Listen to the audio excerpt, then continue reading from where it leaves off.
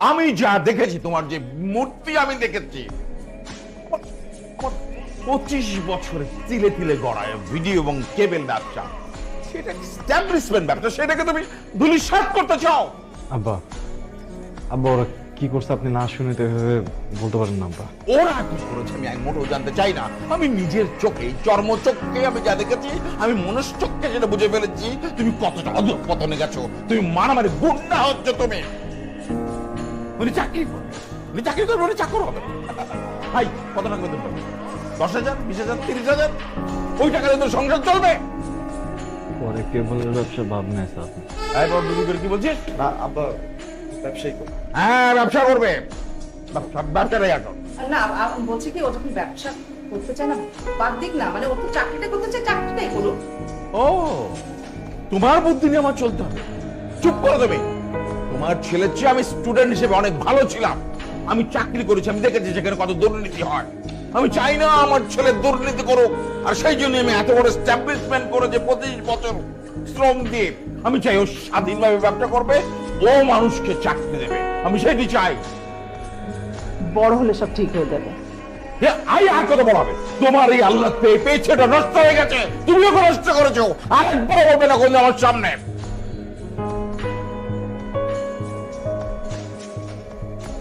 রাগ করিস না তোর বাবার কথা, চল তো মাথা ঠান্ডা করে। আমি বলতেছি না যে এই দেশে ব্যবসার উন্নতি নেই, কিন্তু প্রত্যেকটা মানুষের একটা স্বপ্নের জায়গা থাকে না। আমারও তো একটা আছে, আমিও তো চাই একটু চাকরি টাকরি কিছু করে করতে। আমার ক্লাসমেট সঞ্জয় কথা তো মনে আছে, ও এন্ড বিসিএস ক্যাডার, ওরা সব এমপ্লয়ি গুলো স্যার স্যার বলে ডাকে, আর আমার কি ডাকে ঈশ্বর। না আসলে কি হচ্ছে, মানে তোর আব্বা না চাই যে তুই মানে আমাদের এই এত বড় ব্যবসা তুই দেখাশোনা কর। ঠিক আছে, তোর যদি না ইচ্ছা করে তাহলে তোর বাবা তোকে জোর করে চাপাই দিবে না, বুঝলি বল? আপনার যে বদমেজাজ আচ্ছা হবে আবার একটু আপনি যখন বাবা হবে না এই রূপে পেয়ে যাবে। বাবা হবে না? কি হবে না? মানে কি সারা জীবন তো পেরে দেবে, মুখে তুলে খাওয়াই দেবো আমি?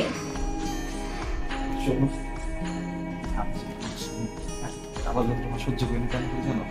খালি তোমার হাতে রান্নার জন্য। আমি যদি কোনোদিন তোমার রান্না না খেতে রাম ওদের মধ্যে মরে যাবো।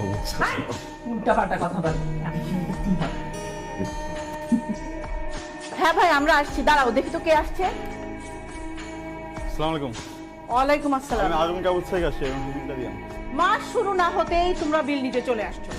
আর আমার টিভি যে ঝিরঝির করে, আমার টিভিতে কোনো কিছুই দেখা যায় না, তখন যে ফোন করি ফোনটাও তো ধরো না। কি বলেন, আপনি ফোন দিয়েছিলেন? হ্যাঁ তাহলে মানে ওয়েটিং এ ছিলেন। কি সমস্যা দেখি?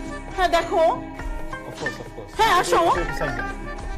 হ্যালো ভাই, আয় পিটি, তোর মামার সঙ্গে আমি কথা বলছি, তুই দেখ তো ডিশের লোক আসছে, আয়।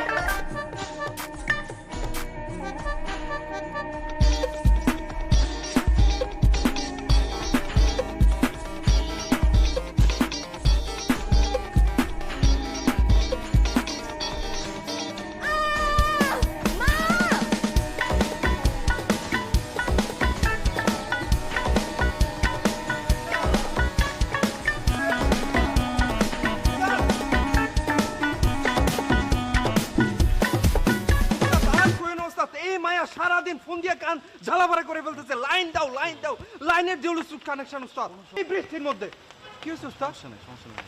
উস্তাদ কি হয়েছে?